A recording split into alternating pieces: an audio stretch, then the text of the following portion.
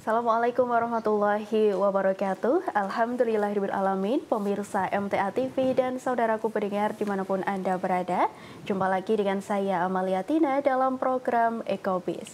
Pemirsa dan saudaraku pendengar, bagaimana kabar Anda hari ini? Semoga Anda senantiasa dalam keadaan baik, sehat, berbahagia, dan juga semoga senantiasa dalam lindungan Allah Subhanahu wa Ta'ala.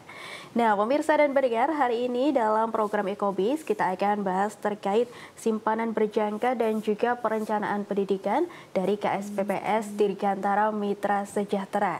Dan untuk secara lanjut juga kita membahasnya, sudah ada di studio MTA TV hari ini, ada Mbak Maratun Istiqomah, beliau adalah manajer cabang Gemolong. Assalamualaikum warahmatullahi wabarakatuh, Mbak Isti. Waalaikumsalam warahmatullahi wabarakatuh, Mbak Amalia. Masya Allah, bertemu lagi nih hari ini. Gimana kabarnya? Alhamdulillah sehat. Alhamdulillah sehat ya. Mbak Isti hadir bersama dengan Mas Fajar Sidik. Beliau adalah manajer KSPPS Dirgantara Cabang Solo. Assalamualaikum warahmatullahi wabarakatuh, Mas Fajar. Waalaikumsalam warahmatullahi wabarakatuh. Iya, gimana kabarnya hari ini? Alhamdulillah baik, Mbak. Alhamdulillah baik ya. Hari ini kita akan bahas terkait simpanan berjangka dan juga perencanaan pendidikan. Ini waktunya pas sekali gitu ya, Mbak Isti ya. Ini masuk tahun ajaran baru. Ini tentunya juga menarik nih untuk disimak oleh pemirsa dan pendengar yang sedang mempersiapkan dana-dana pendidikan gitu ya untuk putra-putrinya gitu. Tentunya kita juga mengundang Anda nih pemirsa dan pendengar untuk bergabung. Anda bisa bergabung di line telepon di nomor 0271 679 3000 atau Anda juga bisa bertanya langsung nih ke Mbak Isti dan juga Mas Fajar, manajer cabang Gemolong dan juga Solo untuk tanya-tanya programnya gitu ya di WA dan SMS di nomor 0811 255 3000. Iya, kita ke simpanan berjangka dulu nih Mas Fajar ya. Simpanan berjangka nih silahkan dijelaskan seperti apa sih selayang pandangnya gitu. Silahkan. Mbak, sebenarnya kan banyak macam simpanan ya yang memang sudah ada. Salah satunya simpanan biasa atau simpanan sukarela atau juga yang simpanan sukarela itu ada dua akad juga, Mbak. Jadi akad yang bisa pakai wadiah atau mudharabah. Dan itu bisa diambil sewaktu-waktu. Kemudian yang memang sangat jarang kita buka yaitu simpanan berjangka. Kalau simpanan berjangka ini kita bukanya untuk simpanan yang bisa diambil dengan tempo waktu 3 bulan, 6 bulan, atau 1 tahun. Jadi memang nilai bagi hasilnya juga agak berbeda. Karena jangka waktunya pengambilan kan juga agak lama. Jadi memang untuk biasanya kita bukanya itu di akhir tahun, Mbak. Jadi karena memang ya seperti kalau kita membuka suatu program itu kan pasti ada tujuan yang ingin dicapai. Jadi memang kita membalanskan antara simpanan biasa dengan simpanan berjangka. Ini dimulai di tanggal 1 Juli ini sampai dengan waktunya itu tidak ditentukan. Tetapi kuotanya itu ditentukan. Jadi nilai maksimalnya nanti di sekitar 1,6 M atau miliar. Jadi nanti ini cepet-cepetan aja. Jadi kalau kuotanya sudah terpenuhi ya mohon maaf. Bisa jadi tanggal 2 Juli sudah tutup ya bisa jadi. Jadi karena memang ini kan kalau program yang kita keluarkan itu kan memang ada tujuan khusus. Jadi memang kita batasi di perencanaannya di 1,6 miliar gitu. Kemudian kalau untuk simpanan biasa dan lainnya itu normal. Jadi tidak ada permasalahan. Jadi memang spesialnya kalau simpanan berjangka itu bagi hasilnya lebih tinggi dibandingkan dengan simpanan yang lainnya. Mungkin seperti itu, Mbak. Dan tadi juga ada kuotanya gitu ya, Mas Fajar ya, dan juga ada tujuan khususnya gitu. Ini untuk kuotanya berapa nih, Mas Fajar, 1 tahun? Kalau sebenarnya kita tidak bisa memastikan setiap tahun untuk kuota berapa, tapi untuk periode pertengahan 2025 ini kita maksimal di 1,6 miliar. Karena kalau di keuangan itu kan antara simpanan biasa dan berjangka itu memang harus kita imbangkan, Mbak. Karena yaitu ada pertimbangan-pertimbangan khusus lah, intinya seperti itu. Nah kemudian saya berharapnya tidak sampai 10 hari bisa tutup. Bisa terpenuhi gitu ya. Selama kuota terpenuhi. Kalau memang perencanaannya itu kita buka di satu bulan. Tapi ketika kuota sudah terpenuhi, ya kita tutup dulu. Jadi nanti kita lihat di periode akhir tahun seperti apa, apakah kita akan membuka lagi atau tidak, nanti kita lihat di kondisi mungkin di November atau Desember seperti itu. Berarti tadi kan juga ada untuk jangka waktunya ada yang 3 bulan, 6 bulan dan juga 1 tahun gitu ya. Berarti ini yang membuka simpanan juga bisa memilih gitu ya Mas Fajar ya, mau yang 3 bulan, 6 bulan atau 1 tahun gitu. Oh iya, kalau terkait jangka waktunya bisa memilih. Tapi memang perbedaan jangka waktu itu juga mempengaruhi perbedaan bagi hasilnya. Oh iya, tadi saya juga lupa ada syaratnya Mbak. Apa tuh? Yang pertama tetap harus sudah jadi anggota sesuai yang ada di gambar ya. Yang pertama memang harus sudah jadi anggota. Yang kedua, periode pembukaannya 1 Juli sampai titik-titik atau sampai kuota terpenuhi gitu ya. Kemudian terkait dananya itu harus fresh money. Jadi memang harus dana itu benar-benar dari luar KSPPS Dirgantara. Tidak boleh dari simpanan biasa dirubah jadi simpanan berjangka, itu tidak boleh. Ya, karena arahnya kan memang penghimpunan dana. Jadi bukan pemindahan. Kalau cuma mindah kan secara angka itu kan nggak meningkat, Mbak.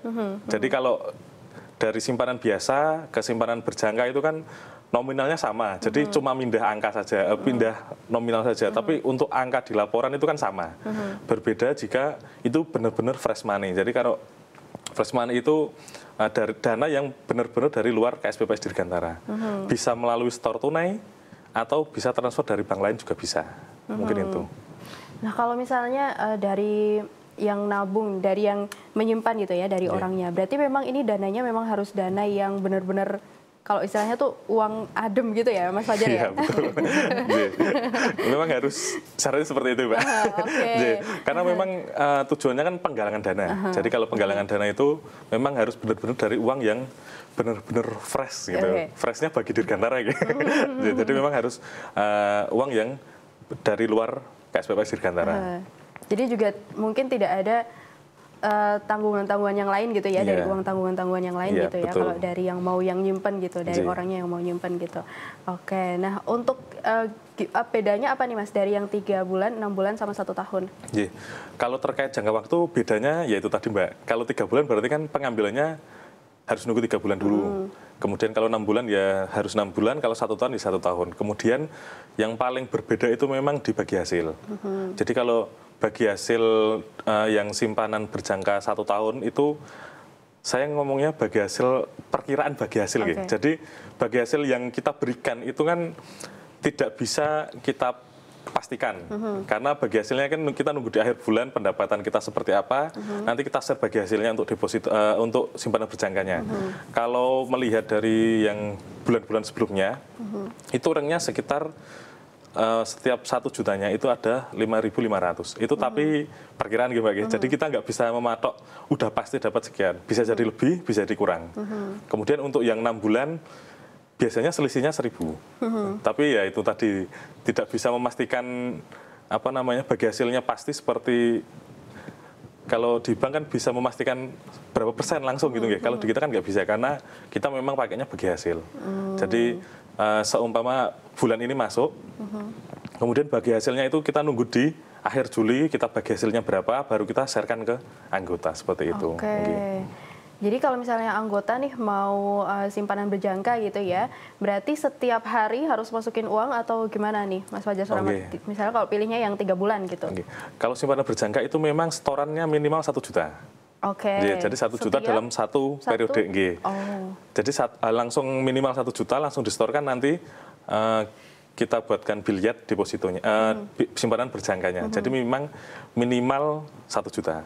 Kalau maksimal monggo lah. Maksimal ada batasnya gitu ya. Yang penting jangan melebihi kuota yang sudah disediakan. Seumpama apa namanya, kan kuotanya 1,6.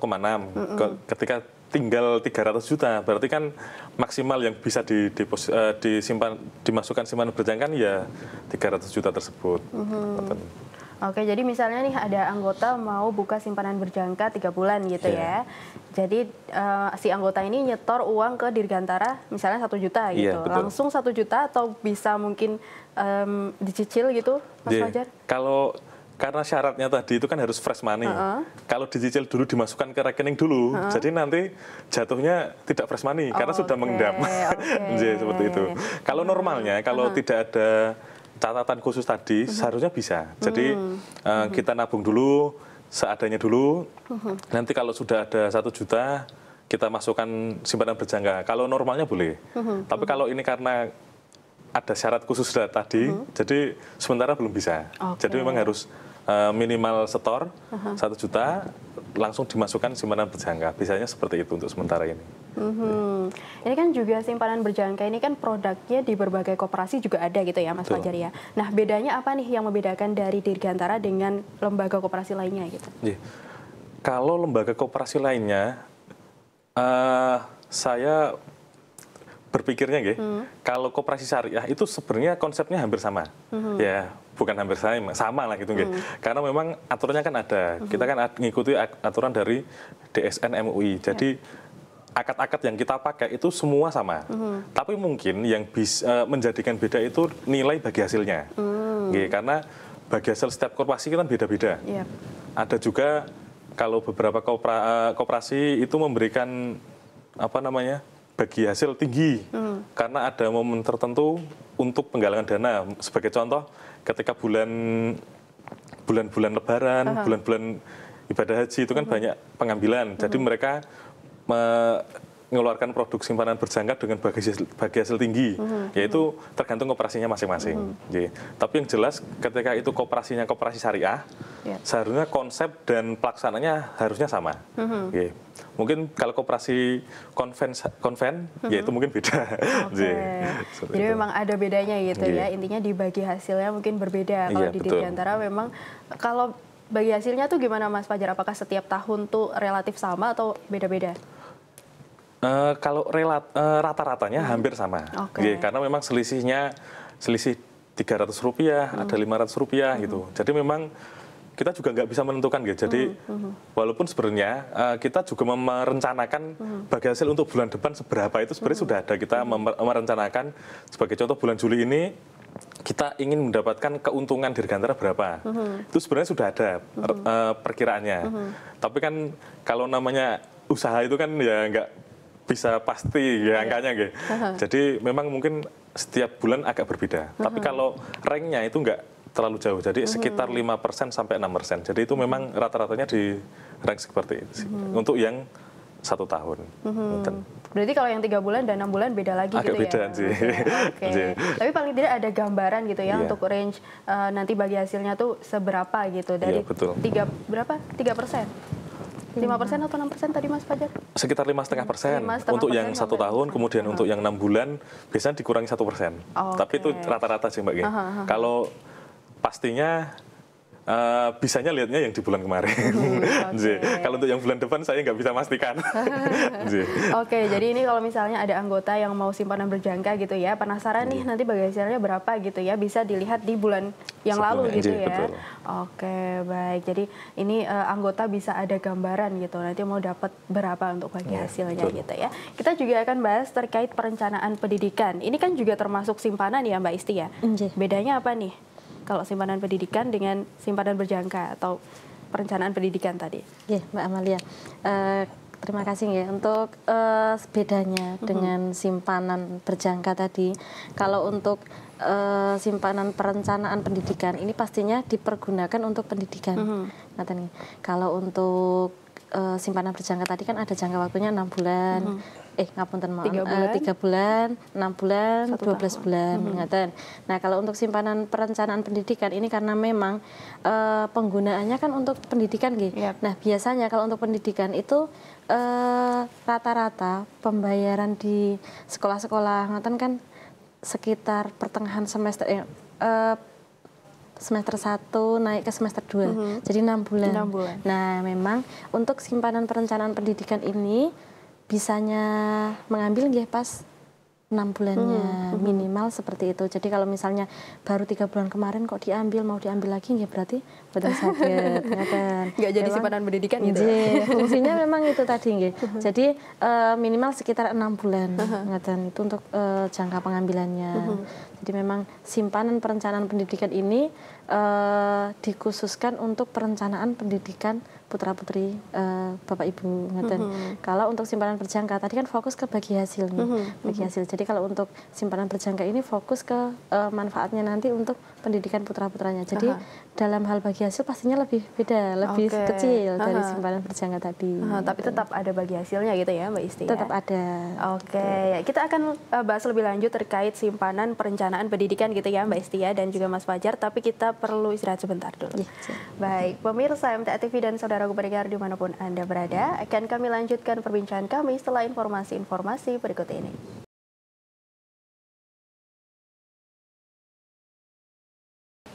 Ya, pemirsa MTA TV dan saudaraku pendengar dimanapun Anda berada, kembali lagi dalam program Ekobis, masih dengan tema simpanan berjangka dan juga simpanan perencanaan pendidikan. Tentunya kami kembali mengundang Anda ya untuk bergabung. Anda bisa bergabung melalui line telepon di nomor 0271 6793000 atau Anda juga bisa mengirim pertanyaan di WA dan juga SMS di nomor 0811 2553000.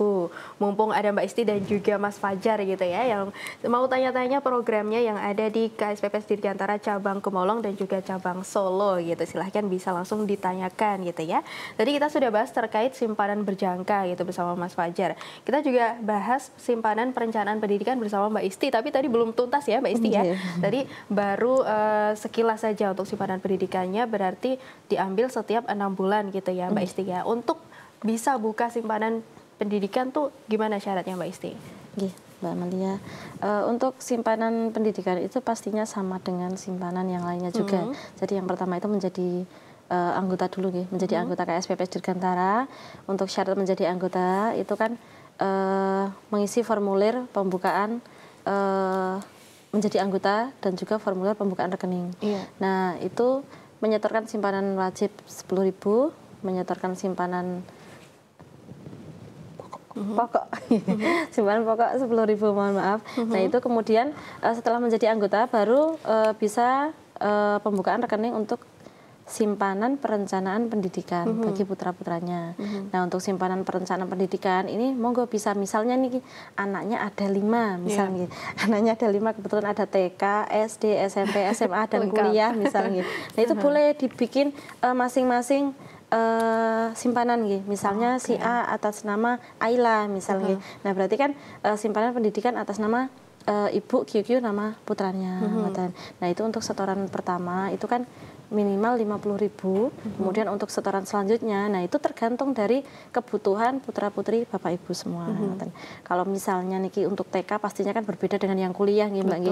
Nah untuk yang TK misalnya dalam jangka 6 bulan itu butuh dana untuk misalnya biaya untuk piknik barangkali, atau mungkin memang sudah disediakan nantinya kalau mau masuk SD itu kan butuh dana sekian. Nah itu sudah bisa di planning per bulan itu mau berapa. Kalau misal mau disetor harian juga monggo bisa. Jadi perencanaan itu yang merencanakan dari masing-masing personelnya. Kalau misalnya si anak butuh dana sekian dalam jangka waktu 1 tahun kurang lebihnya, berarti saya harus menyiapkan dana per hari atau mungkin per minggu atau mungkin per bulan. Nah itu bisa nanti dikomunikasikan dengan kami untuk nanti kita bagi kira-kiranya berapa sih nominal yang harus disetorkan agar nanti tercapai untuk kebutuhan masing-masing putranya. Itu untuk simpanan berjangka, simpanan perencanaan pendidikan. Gitu ya. Berarti diambilnya setiap 6 bulan dan juga perencanaannya untuk dananya disesuaikan gitu ya dengan pendidikannya putra-putri Bapak Ibu gitu. Jadi kalau misalnya SD dengan SMP pasti beda gitu ya Mbak Isti ya. Tapi gimana kalau misalnya anggota nih belum tahu gitu, nanti perkiraannya bisa berapa gitu ya biayanya? Ini Dirgantara bisa bantu nggak untuk bisa kasih gambaran gitu, harus berapa kali dan berapa uangnya untuk bisa ditabung gitu Pak Isti? Insya Allah bisa. Jadinya kan nanti kan kita tanya dulu ini perencanaan itu pastinya sudah direncanakan nantinya mau mencapai di nominal berapa. Kalau misalnya saya ini Mbak mau dalam 1 tahun itu maunya 10 juta misalnya. Nah, berarti kan dalam 1 tahun itu 10 juta kita bagi mawon jenengan mau setornya itu per hari atau mungkin per minggu atau mungkin 1 bulan sekali karena memang dapatnya uang 1 bulan sekali misalnya dari gaji dan lain-lain. Nah, itu bisa kita nanti kalkulasi kira-kiranya sekian. Kalau misalnya oh Mbak bulan ini saya bisa setor tapi bulan depan kadosnya saya tidak bisa seperti itu. Itu nggih, tidak apa-apa. Jadi memang ini tidak diwajibkan harus setor sekian ngoten mboten. Jadi memang ini perencanaan sebisa mungkin atau semaksimalnya direncanakan. Tapi nggih misalnya qadarullah kok ada kebutuhan lain yang mendesak tidak disetorkan nggih nggak apa-apa. Jadi memang itu kan dari anggota itu berusaha semaksimalnya mencapai target, andai kata tidak mencapai nggih tidak apa-apa. Jadi memang disesuaikan juga dengan masing-masing anggotanya gitu ya. Kalau misalnya awalnya sudah direncanakan tapi qadarullah mungkin nggak bisa untuk mungkin bulan pertama bisa nabung, bulan selanjutnya nggak bisa nabung, ini bisa lah ya untuk ditabung di bulan selanjutnya gitu ya, dirapel gitu ya Mbak Isti. Dirapel bisa, kalaupun misalnya buatan saged dirapel nggih seadanya dulu ini nggih enggak apa-apa gitu. Tapi gimana kalau misalnya gini Mbak Isti, kan kebutuhan sekolah anak tuh kadang juga nggak pasti gitu ya Mbak Isti ya. Kadang mungkin 3 bulan pertama semester tuh udah ada kebutuhan gitu. Nah ini bisa diambil nggak Mbak Isti atau harus 6 bulan gitu? Ya, sebenarnya kalau untuk perencanaan pendidikan ini kan memang pengambilannya 6 bulan sekali Mbak. Peraturannya seperti itu. Cuman kalau misalnya memang mendadak sekali dan memang membutuhkan sekali harus diambil, ya karena itu haknya anggota, ya enggak apa-apa diambil. Cuman mungkin ada konsekuensi barangkali, ya. Tapi memang belum pernah terjadi sih, Mbak. Belum pernah terjadi juga. Mungkin bagi hasil pada bulan itu untuk break atau prepare kan memang mungkin ada ketentuan lainnya. Jadi di awal sudah kami jelaskan bahwa memang ini perencanaan minimal 6 bulan sekali pengambilannya. Jadi tiap semester atau habis semester seperti itu. Tapi kalau memang ternyata harus diambil dalam jangka waktu 3 bulan, karena itu hanya anggota juga sih. Tidak apa-apa diambil. Oke, jadi masih cukup bisa fleksibel gitu ya untuk pengambilannya, tapi diusahakan memang 6 bulan sekali gitu ya Mbak Isti ya.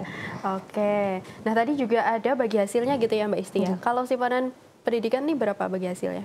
Oke, kalau simpanan pendidikan ini hampir sama dengan simpanan biasa nih Mbak. Tidak terlalu tinggi juga. Kan bedanya tadi kalau untuk simpanan berjangka tadi kan sekitar 5–5,5%. Kalau untuk simpanan pendidikan, perencanaan pendidikan ini kurang lebihnya sekitar mungkin di kisaran 2%-an ya Mas ya. 2–3% rata-rata itu karena memang kan simpanan perencanaan pendidikan ini kan hampir sama dengan simpanan yang biasa tadi. Jadi kan untuk bagi hasilnya otomatis agak beda karena untuk promonya sendiri kan yang bagi hasil paling banyak itu untuk yang simpanan berjangka tadi. Kalau semua sama ya nanti tidak ada yang ada bedanya gitu ya. Oke, dan ini Mbak Isti kan manajer cabang Gemolong ya Mbak Isti ya. Kemarin di cabang Gemolong ada event nih, ada pendidikan anggota ya, sempat dibahas juga 2 pekan yang lalu gitu sama Mbak Lita ya. Ini kemarin berlangsungnya gimana Mbak Isti? Ya, alhamdulillah kemarin itu berlangsung sangat lancar ya. Terima kasih juga untuk yang sudah berpartisipasi. Jadi memang kemarin itu untuk kedua kalinya KSPPS Dirgantara Cabang Gemolong itu mengadakan pendidikan perkoperasian untuk anggota. Kalau yang pertama dulu mungkin baru sebatas lingkup untuk beberapa anggota, tidak banyak. Nah, kalau untuk yang kemarin alhamdulillahnya mungkin 2 kali lipat dari yang pertama. Alhamdulillah. Nah, itu dimulai siang pada duhur, kemudian berakhir di sekitar jam 3 kurang lebihnya, Mbak. Nah, itu kan memang kemarin itu tujuan kami dari KSPPS Dirgantara itu yang pertama kan mempererat untuk anggota, sesama anggota. Barangkali mungkin anggota A, B, C kan belum banyak yang pada mengerti ataupun kenal. Nah, itu salah satunya itu. Kemudian yang kedua, karena memang ini kan koperasi itu kan dari anggota oleh anggota untuk anggota Nah, itu kan maksud kami menyampaikan juga ke anggota bahwa kalau memang kita ingin bersama-sama memajukan koperasi ini ya ayo sarang-sarang seperti itu. Jadi niat kami di awal memang untuk menyampaikan ke anggota bahwa memang ini tugas kami, tapi juga tugas Bapak Ibu semuanya untuk bareng-bareng kita menyampaikan ke halayak yang lain, barangkali yang belum mengerti dengan KSPPS Dirgantara nggih. Itu kan untuk mempromosikan, membantu mempromosikan.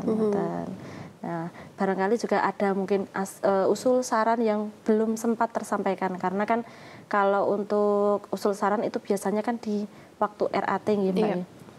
Terkadang itu kalau RAT kan memang ada dua nggih, yang online dan juga yang offline nggih. Nah, kalau yang online itu terkadang banyak yang alah wis manut mawon seperti itu. Jadi belum sempat aspirasinya itu tersampaikan. Kemudian kalau yang offline juga itu tidak semuanya kan diundang secara offline nggih. Jadi mungkin ada beberapa yang belum sempat tersampaikan untuk usul sarannya. Nah, kebetulan kemarin itu mungkin 1 atau 2 orang yang kemarin belum sempat menyampaikan itu tadi kan bisa menyampaikan usul dan saran ataupun masukan bagi keberlangsungan KSPPS Dirgantara di cabang Gemolong sendiri. Dan alhamdulillahnya banyak sekali nggih masukan yang bagus untuk KSPPS Dirgantara cabang Gemolong. Memang itu yang kami butuhkan. Jadi tidak mungkin ya kita itu berjalan lurus terus mungkin ya. Nah, alhamdulillahnya kemarin itu banyak sekali dari para sesepuh dari anggota yang di Gemolong yang mungkin dulunya itu sudah memang beliau itu para pendiri dan juga anggota yang sudah lama-lama sekali bermaksud untuk biar Dirgantara itu berkembang itu seperti apa. Iya, alhamdulillah juga antusiasmenya baik gitu ya Mbak Isti ya. Banyak juga saran, banyak usul untuk terus bisa memajukan KSPPS Dirgantara khususnya di cabang Gemolong gitu. Masya Allah luar biasa. Ini tentunya juga untuk cabang Solo, apakah sudah terlaksana juga Mas Fajar nih? Jadi kalau cabang Solo insya Allah akan segera dilaksanakan. Jadi untuk perkiraan sebenarnya kan di Gemolong itu kan sebenarnya agak mundur juga. Solo juga agak mundur, jadi ikut mundur gitu ikut mundur. Karena memang kalau mengundang anggota itu kan ada beberapa yang perlu dipersiapkan. Semoga bisa dilaksanakan di Agustus. Agustus ya. Jadi semoga ya bisa terlaksana dengan baik lah seperti itu. Karena memang apa ya Mbak ya, pendidikan anggota itu kan penting juga. Dan itu memang tugas koperasi. Jadi itu kalau di undang-undangnya perkoperasian itu memang ada. Jadi koperasi itu wajib memberikan pendidikan anggota. Entah itu pendidikan dasar terkait perkoperasiannya, atau entah itu untuk skillnya. Nah itu memang salah satu tugas dari koperasi. Jadi semoga di kantor Solo bisa terlaksana di bulan Agustus. Seperti itu Mbak. Ya, semoga nanti juga bisa terlaksana dan antusiasmenya juga baik gitu ya, seperti yang ada di Gemolong gitu. Tadi kata Mas Fajar, pendidikan anggota koperasi itu penting gitu ya. Kenapa penting nih Mas Fajar? Ya tetap penting Mbak. Karena koperasi itu kan pada dasarnya itu kan milik anggota. Jadi bukan milik saya sebagai pengelola, itu kan bukan. Karena semua anggota itu kan menitipkan simpanan pokok dan simpanan wajib. Jadi ketika anggota itu sudah punya simpanan pokok dan wajib, secara otomatis mereka memiliki koperasi. Jadi ya biar anggota juga tahu bahwa oh koperasi itu seperti ini, oh ternyata pengelolaannya seperti ini, seperti itu Mbak. Kemudian untuk yang itu kan di level dasarnya minimalnya itu anggota itu tahu hal-hal seperti itu. Tapi untuk kedepannya memang kita harapannya itu pendidikannya terkait udah naik level gitu. Jadi nggak cuma terkait gitu ya? Perkoperasiannya saja. Jadi mungkin skillnya, mungkin sebagai contoh terkait laporan keuangan anggota usahanya seperti apa. Kami harapannya sudah sampai ke situ rencananya. Jadi memang nggak cuma di koperasi itu apa sih? Bagi hasil itu apa? Jadi nggak hanya di situ saja. Kalau sebagai contoh, kalau di beberapa tahun yang lalu kita juga sempat mengundang anggota terkait sosialisasi terkait pajak simpanan berjangka. Kita juga mengundang. Jadi memang kita kalau ada hal-hal yang langsung berhubungan dengan anggota, sebagai contoh terkait pajak, terkait mungkin dari dari pemerintahan ada aturan baru, biasanya memang kita kumpulkan untuk kita sampaikan. Mungkin itu Mbak. Oke, jadi memang penting gitu ya Mas Iya, Fajar betul. ya untuk pendidikan anggota. Jadi tidak hanya tahu sebatas koperasi itu apa sih gitu, atau Iya. misalnya tahu sebatas koperasi itu tempat nabung dan minjem uang gitu ya. Betul. Gak cuman itu gitu ya. Gak Betul cuman itu, sekali. gak cuman koperasi itu bukan tempat nabung dan minjem uang tok gitu ya. Iya, Ada betul. juga yang lain, ada program-program yang lain gitu ya. Khususnya yang ada di KSPPS Dirgantara gitu. Banyak program, salah satunya tadi simpanan berjangka dan juga simpanan pendidikan gitu ya Mbak Isti ya. Dan ini tentunya disosialisasikan juga ke anggota gitu ya Mas Iya, Fajar dan Mbak betul. Isti ya. Dan ini anggota bagaimana nih tanggapannya untuk sosialisasi yang sudah dilaksanakan yang di Gemolong nih? Oke, tanggapannya alhamdulillah sekali. Banyak anggota yang oh aku kok baru pertama kali diundang seperti itu. Nah itu jadi peluang dari anggota untuk menyampaikan tadi usul, saran, mungkin kritik juga nih. Ada juga beberapa anggota yang mungkin belum tahu nih produknya di Dirgantara itu apa saja. Karena kemarin itu kan kalau untuk anggota yang datang terkadang hanya tanya, Mbak saya bisa nyimpan uang di sini nggak sih? Kadang kan cuma seperti itu saja. Atau mungkin Mbak saya boleh nggak pembiayaan di sini kan seperti itu. Padahal sebenarnya produk yang ada di KSPPS Dirgantara sendiri ada banyak sekali. Banyak sekali. Nah itu kan kemarin kita juga menyampaikan ke anggota juga pas pertemuan kemarin itu bahwa memang Dirgantara itu ada banyak sekali produknya. Kebetulan kemarin itu kan habis selesai kurban. Nah, itu kan terus akhirnya kita sampaikan juga bahwa di KSPPS Dirgantara itu ada kok simpanan kurban juga seperti itu. Nah, itu ternyata antusiasnya sangat bagus sekali. Oh ya, ternyata ada ya, daripada saya nyimpan uangnya di rumah, mungkin lebih baik ke KSPPS Dirgantara seperti itu Mbak Amalia. Jadi alhamdulillah sekali untuk antusias dari mungkin anggota-anggota yang di KSPPS Dirgantara itu kemarin yang buka rekening baru mungkin suaminya saja, dan alhamdulillah sekarang suami istri sudah buka semua, atau mungkin barangkali anak cucunya yang kemarin belum sempat menjadi anggota dari situ tadi, terus banyak yang tertarik nih dengan KSPPS Dirgantara. Alhamdulillah gitu ya, anggota jadi lebih tahu, jadi lebih tertarik juga gitu ya dengan produk-produknya KSPPS Dirgantara gitu. Masya Allah luar biasa. Dan tadi untuk simpanan pendidikan nih Mbak Isti, kalau misalnya mau nanya-nanya ya pemirsa dan pendengar, mungkin mau nanya-nanya ke Mbak Isti gitu ya yang ada di wilayah Gemolong, bisa hubungi di CP mana nih Mbak Isti?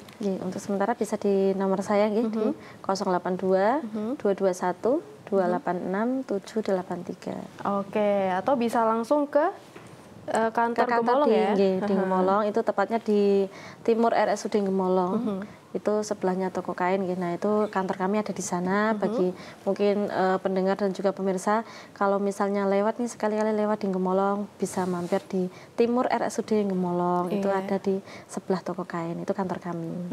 Ada di Timur RSUD Gemolong gitu ya. Ini berarti ada di wilayah yang strategis gitu dan banyak dilewatin oleh orang gitu ya. Tapi kalau Anda misalnya nggak sempet gitu ya datang langsung ke kantor, bisa WA ke Mbak Isti gitu ya, Mbak Isti ya, di nomor 082 221 286 783 gitu. Begitu juga yang ada di Solo ya Mas Fajar ya. Tadi sudah bahas terkait simpanan berjangka yang ternyata bagi hasilnya juga lumayan gitu ya, 5,5% nih lumayan banget nih Mas Fajar nih ya. Kalau misalnya mau tanya-tanya nih, bisa ke nomor mana Mas Fajar?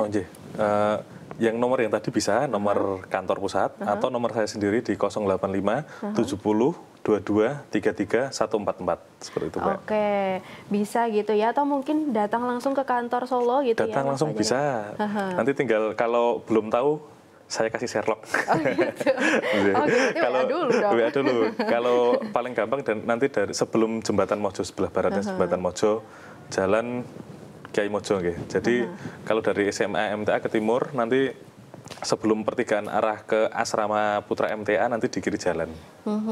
Gitu ya, ini juga sangat strategis nih pemirsa, dekat dengan SMA MTA, dekat juga dengan pusat kota Solo gitu ya. Atau mungkin Anda yang nggak sempat ke kantor bisa WA aja ke Mas Fajar gitu ya, nomornya 085 70 22 33 144 gitu ya, untuk terkait programnya yang ada di Dirgantara. Tentunya tidak hanya simpanan berjangka gitu ya Mas Fajar dan Mbak Isti ya, ada juga simpanan-simpanan yang lain, produk-produk yang lain bisa gitu ya Mbak Isti ya, ditanyain gitu.